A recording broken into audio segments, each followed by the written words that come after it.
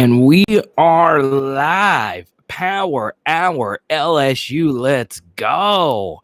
What's up, everyone? We just hit 450 subscribers. Are you kidding me?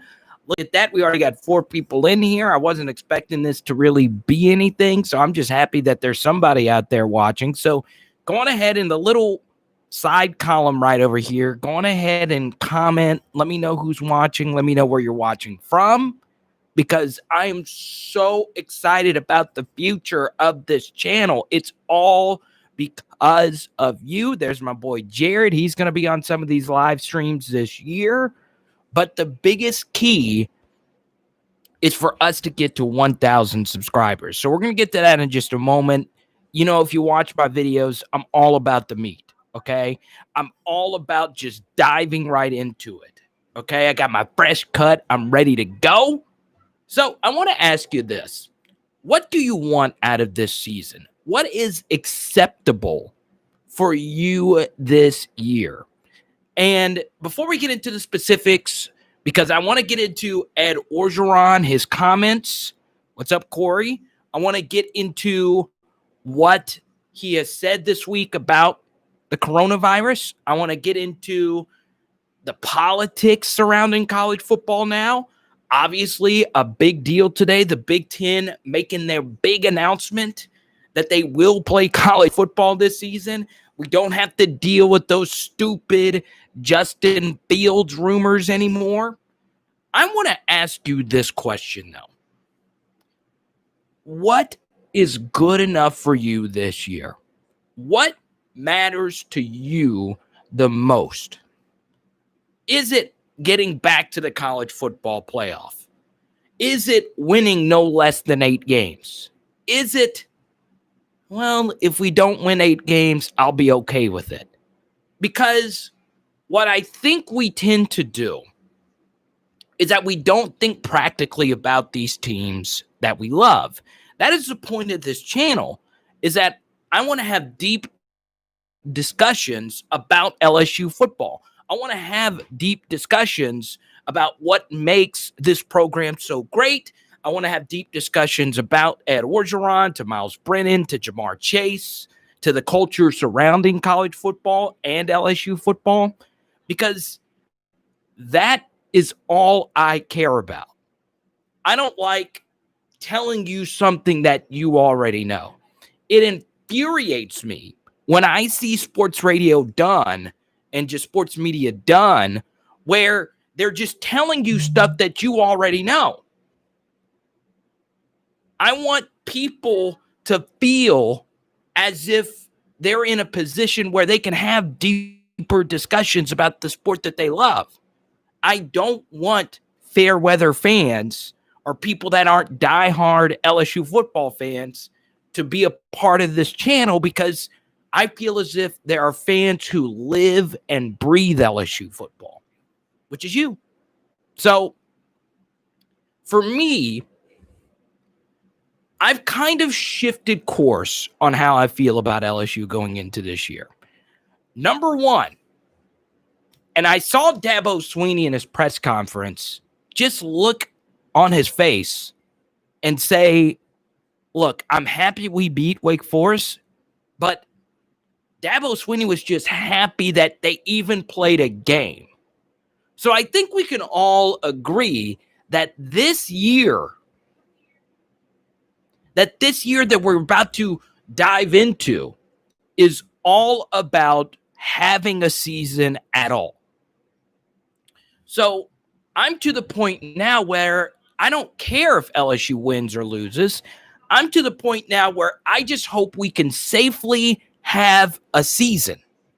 So that is my first thing I want people to feel about college football this year, if we even get to see the purple and gold run out onto Tiger Stadium, albeit an empty Tiger Stadium. But then after that, whenever we want to discuss the roster and we want to discuss, well, this guy left and that guy left, this is the question I want to answer. And Corey, you are right. It is a religion. So would you be okay if LSU were to lose to a non-top 10 recruiter this year? So that is a question. I just commented there. We now have 9 people in here. And that is my main question for today's video. And we'll get into subscribers and we'll get into what we're going to do on this channel. But that's the question I want you to answer today, tonight, or whatever. I want you to let me know if LSU were to drop a game to Missouri, to Vanderbilt, to South Carolina, to Mississippi State, to Ole Miss, or to Arkansas, would you be okay with that? Because when you reach a certain standard, you shouldn't be losing to programs like that. But LSU lost basically everything from our national championship run last year. So, to me, a very successful year for Ed Orgeron is 8-2. But the thing that I'm going to be most interested about, and I'm interested to what you guys have to say about this, would you be okay if LSU were to go out there week 1 against Mississippi State and lose to Mike Leach? Or would you be okay with LSU losing to Ole Miss at the end of the year? So we go to Plum here. I would not be okay. We should win based simply on talent. And Keith says it depends how it happened. Did we show up sloppy and unprepared? So, and then Matt says it depends on how the rest of the season goes. So all those things are important. But this is where it gets fun. And this is what I love to do on this channel. Because we say all of that. You do have a new quarterback. You do have a weird schedule. You do have weird preparation. You had your best player on offense drop out basically here at the last second. You're losing one of your best defensive linemen also at the last second. A few weeks before that, you lost one of your most experienced corners. But with all of that said, remember, if you're a diehard fan of this channel, whenever it comes down to having an opinion on anything college football, you have to look at 2 things: the circumstances and the math. All right? So, obviously, the circumstances are everything that preceded what I just said. Okay? But the math, if you factor in those 6 games, once again, Mississippi State, Missouri, Vanderbilt, Ole Miss, Arkansas, South Carolina. What's crazy is that even with LSU losing over 30 coaches, players from last year's national championship run, they, according to the math, according to the ESPN Football Power Index, LSU still has an 88% chance to win each and every one of those 6 games. So, does that change how you feel? Because in college football, all the great players all go to the same schools. So, to me, I would be okay with it, knowing the circumstances. But mathematically, you still shouldn't lose to those games or to those teams. And the good thing is that if you do win all 6 of those games, the math also gives you a 50% chance to basically beat Auburn or Florida. And it gives you a 60% chance to beat Texas A&M and a 40% chance to beat Alabama. So if you win all 6 of those games and then you split the game against the big 4 teams on your schedule, guess what, folks? That's an 8-2 football team. And whether or not the Big Ten actually gets their you-know-what together, and whether or not the Pac-12 actually has a season, guess what? 8-2 might be good enough to get you in the college football playoff this year. So because of all these different circumstances, we don't know. So let's go to Keith. He's one of our most passionate commenters.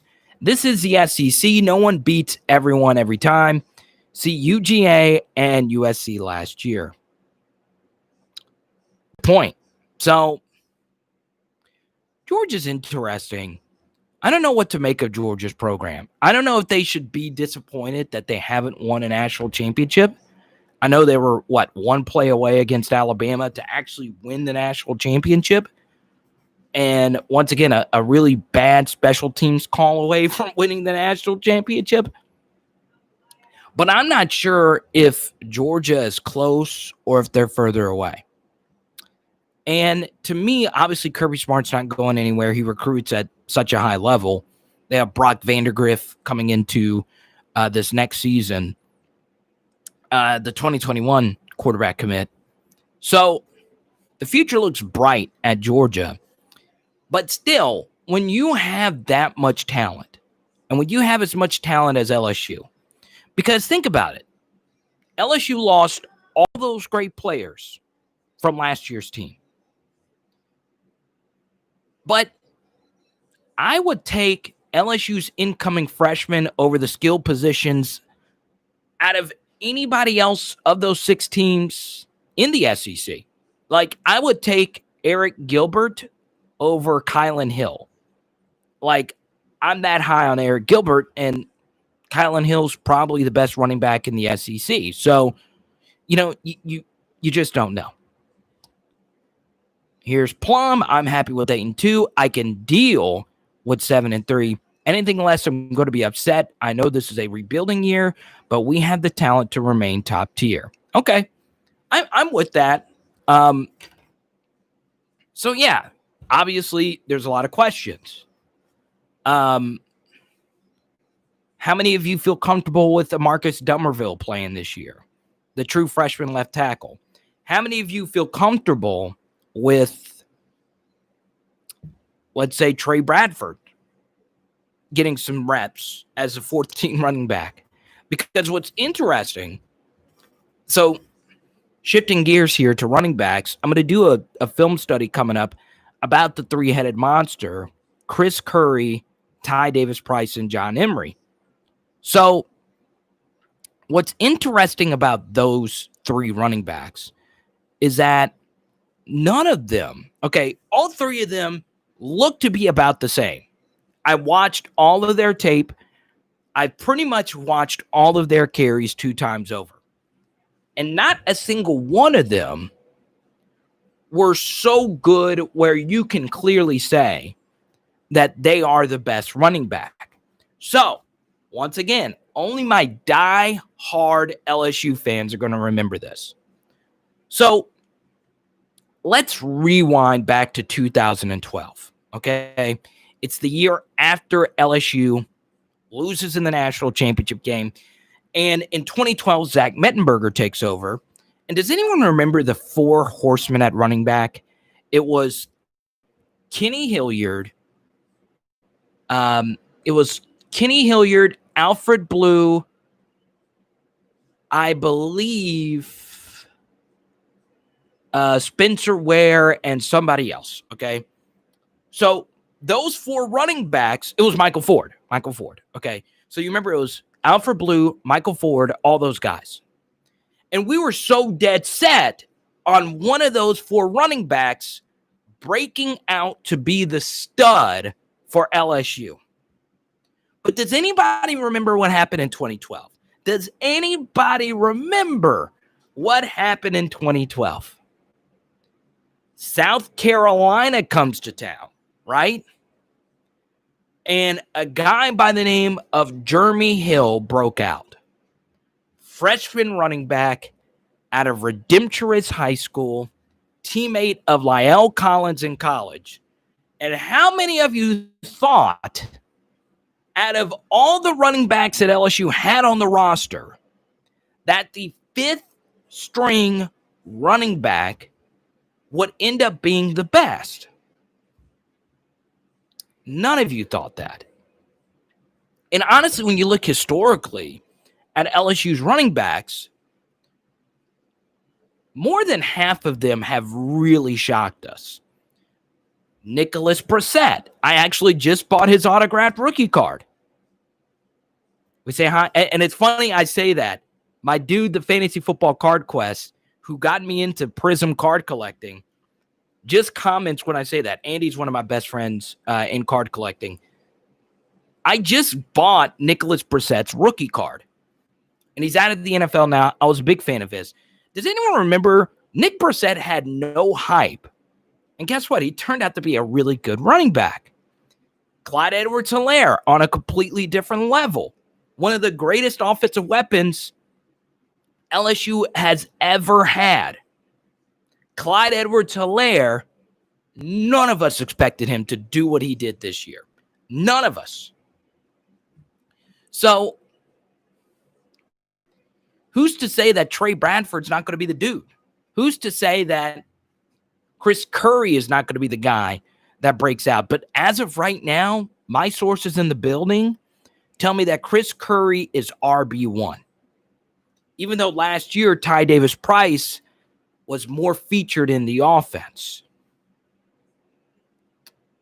So, let's go to a few of your comments here. Plum makes a good point here, all right? And I got to shout out King Ulysses. He's one of our probably one of our better commenters. King Ulysses made this point in the comment section on one of my videos. This blew me away, this stat.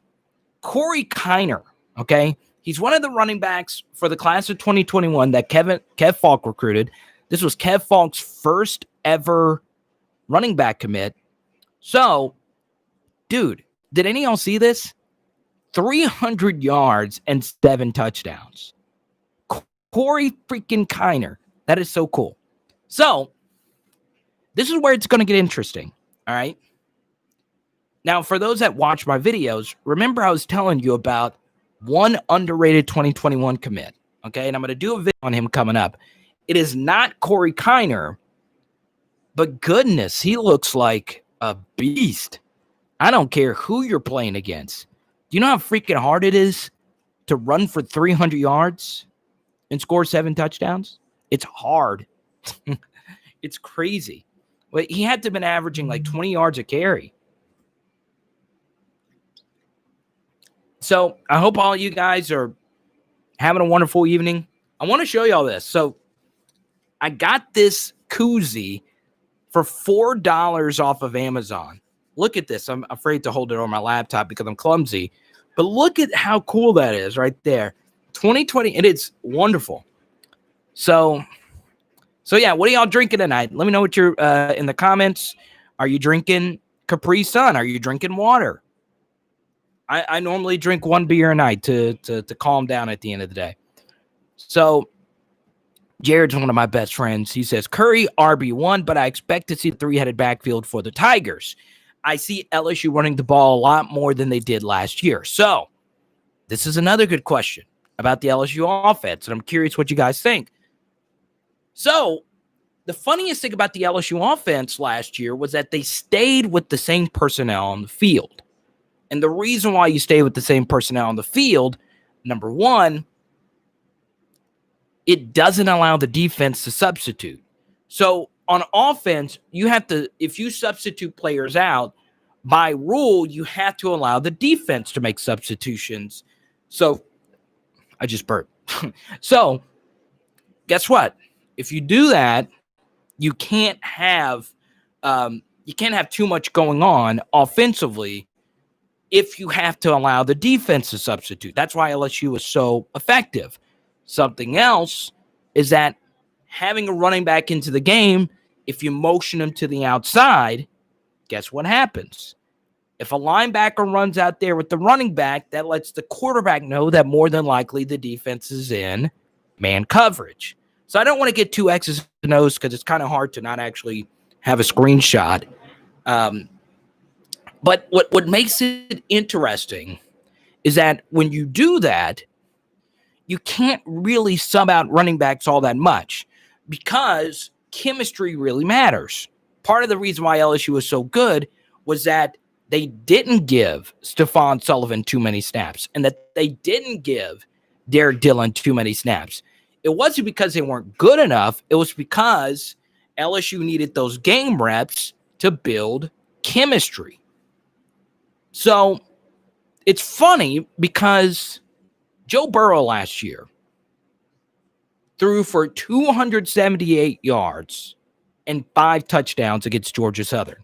And remember, we were all kind of shocked. We were all texting each other. We were calling our grandpas that were the reason why we became LSU fans. We were just going crazy. We were like, what happened? How did LSU look like that? They were running the hurry up, and they did that, and we were confused whether or not the LSU offense was going to be able to sustain it. Was it just because it was Georgia Southern? What's crazy is that was actually LSU's lowest passing yardage total for the year. That was Joe Burrow's lowest amount of passing yards. So the chemistry actually built and got even better after that first game. So it's fascinating. Let's see what Matt says. I think the backs will alternate drives and just go with the hot hand.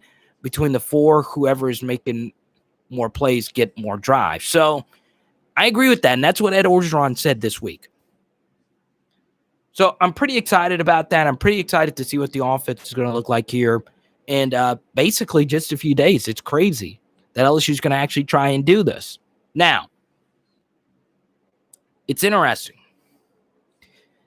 The season has changed so much for Myles Brennan. Think about if you're Myles Brennan right now.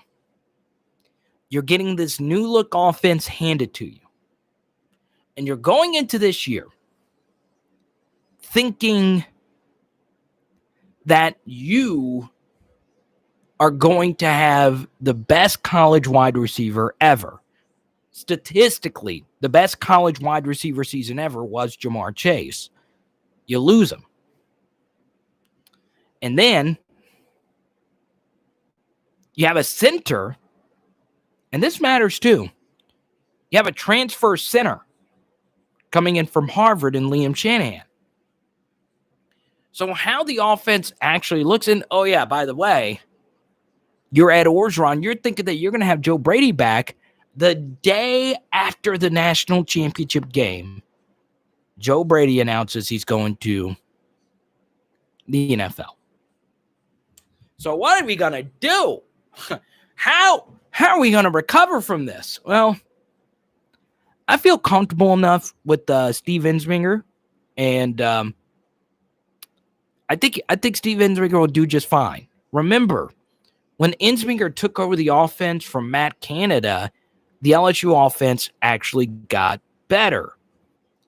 So, who's to say Ensminger can't keep this train running?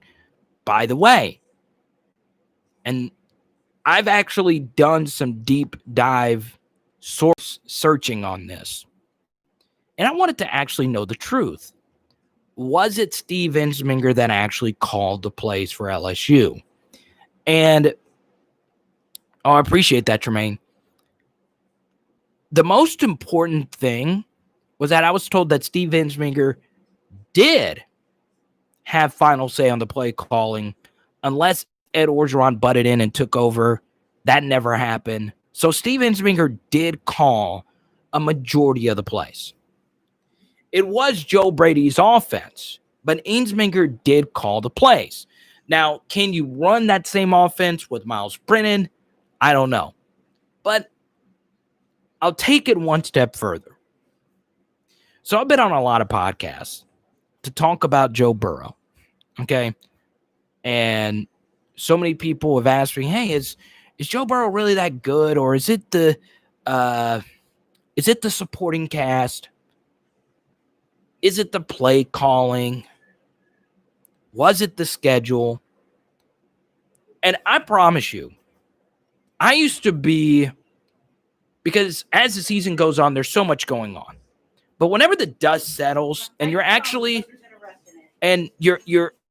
able to go back and you're able to watch some of the old film, you're able to rechart the Texas game. The more and more I believe the LSU offense was great last year was because of Joe Burrow. I actually do believe it was Joe Burrow. And it wasn't just because of the throws. It was because of his running. Of Steve Young or Joe Burrow reminds me. Well, Steve Young's actually an accurate comparison. Joe Burrow reminds me of, let's say, Tony Romo. And I never quite understood the Tony Romo comparison because Tony Romo couldn't run. Now, he was mobile, but he couldn't run. Joe Burrow could run. And I agree with what Tremaine said. Okay, so a lot of you watch Monday Night Football.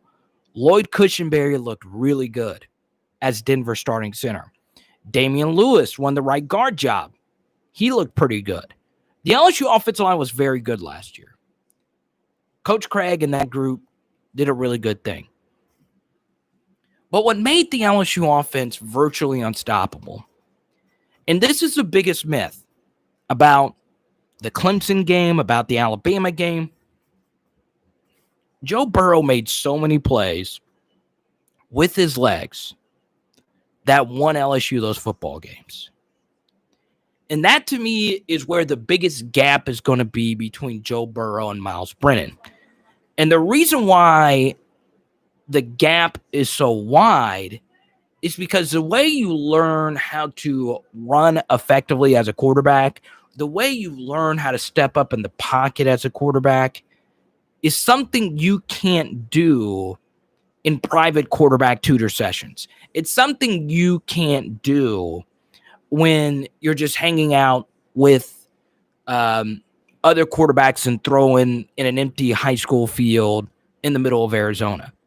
The way you learn how to step up in the pocket, the way you learn how to do all of those things, honestly just comes down to game reps. And obviously, a lot of you watched it. I don't have to tell you this, but Joe Burrow, the biggest difference from 2018 to the 2019 year, the biggest difference was Joe Burrow's ability to step up in the pocket and make plays. Let's see. Tremaine agrees. Let's go to Plum. Just watch some Brennan footage. Seems like big issues for him are firing the ball too hard when he doesn't need to and always hurrying to get the ball out. If that improves, he'll be a good QB. Yes, Myles, I'll tell you this. One thing LSU is going to have to get accustomed to is that Myles Brennan actually does throw a rocket. Joe Burrow does not throw a rocket. He never will throw a rocket, but he's pretty daggum accurate. So let's see. Carson says Racing McMath is going to be a stud. Did you guys see the report that Racing McMath is going to get the number 18 uniform? I think that's really good. I think it's well-deserved. Former 3-star recruit, Racing McMath. Keith says Clyde saved our ass playing with the most gutsy running I remember at LSU. So a lot of you remembered this, and I'm not going to lie. Some people actually got pretty angry when I spoke out against Ed Orgeron. Okay. And he only made one mistake. A lot of you remember that video. I think it was episode 14. And it was the one mistake Ed Orgeron made all year was punting the football back to Alabama up by 20 when Clyde Edwards-Helaire was having the best game you could possibly have as a running back. If it's 4th and 1, you give that ball to Clyde. Exactly what Keith said. Clyde really saved LSU a lot. The Alabama game mostly, but all the other games, of course, too. And then Clyde, of course, just shredding Arkansas. That game was... Clyde's Arkansas tape is what really sold me. When he had that breakaway 80-yard run, I was like, God, he's got the speed too, really? Okay, let's go to Diggo. You think the media is trying to throw salt on our time now? Nowadays or what? No, I don't think so. I don't think so. And I don't necessarily consider myself a member of the college football media. I used to be, but, I'm not a daily beat reporter or anything. But, yeah, I mean, I've done 2 videos on this subject. When LSU loses more players to the NFL draft, guess what happens? Your win totals go down. It's a historic connection. The years that LSU won the national championship, they lost fewer players to the draft. It's very simple logic. When you lose experienced players, it's hard for guys to step right in with no experience. So, yeah. I mean, let's be simple. Let's be honest. LSU lost a lot. There's going to be some rough patches. If LSU is 9-1 this year, that would be a miracle. It would be a miracle that we even got through a 10-game season. But 8-2 is about where LSU should be this year. Let's see. Let's go to Jared Carter. Do you think Brennan having a season similar to Burrow's 2018 season? No. No, not at all. Let's see. We're cutting in and out. I think we're cutting in and out. Huh? I think we're cutting in and out. I don't have anything. Okay. I'm not running anything. All right, let me see. Let me see. I'm literally just got it on cable TV. Okay, let me see. 1 second. Sorry about that. It's our first live. How about now? We're good? Okay, let's see. Small delays, but we're good. Okay, I'm sorry about that, Keith. Okay, so Myles Brennan versus Joe Burrow. Joe Burrow's first year compared to Myles Brennan. So Myles Brennan will not have a year like Joe Burrow. So Joe Burrow's junior year, there were 6 quarterbacks that threw for more yards than Joe Burrow. So half the SEC had more passing yards than Joe Burrow. Joe Burrow didn't even get to 3,000 yards as a junior. What's up, DBU7? Plum, you're in Lake Charles? How you doing, man? Do you need any one of us to send you stuff, man? I'm sorry about that. But Myles Brennan will probably throw for 230 yards a game. He'll have 2 or 3 bad games where you're like, really? So yeah. Brian makes an interesting comment. Brian, one of my good friends from college, we lived in the same dorm. How about the look on Joe Burrow's face when Fat Randy missed that kick, right? Randy Bullock, are you kidding me? So, Eric makes a good point. Adrian McGee was a really good player last year for LSU. No doubt about that. Adrian McGee could flat out play. So yeah, I think we're still good. Let me know. Okay, I respect your observations. Your thoughts on Arik Gilbert if he stays healthy. I can't really see anyone matching up well with him in the SEC. So, Arik Gilbert opinion. Historically, freshman tight ends in the SEC struggle. Okay? That's just how it is. But outside of that, there's no reason for me to think that he's not going to be great. So, yeah, I like Arik Gilbert next year. 20 catches is a good number. I think 2 catches a game. But so yeah. Let's see. We're cutting out bad. All right. Let's see.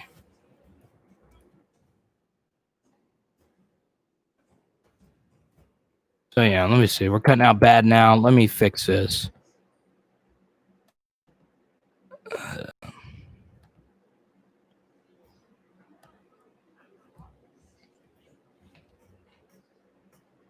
I wouldn't be surprised if Gilbert puts your second or third corner on Gilbert. I mean, I would hope so. If he's that good, I'll take you now. I just put on a hotspot. Let's see. Guys, check your streaming quality if you're lowering the streaming. This is our first time doing it. Let's see it. Let's see if this thing works. All right. Thanks for getting it, baby. And what's how to hey? Now let me know if this works. I have this little streaming device here. Let's see if that works better. Because I want to get to all y'all's questions. Let's see. Turn this thing on. Let's see if it works better. Hit the like button. Oh, they put in an extra corner. O has been very vocal about running the ball and the excitement about running the football. It's getting a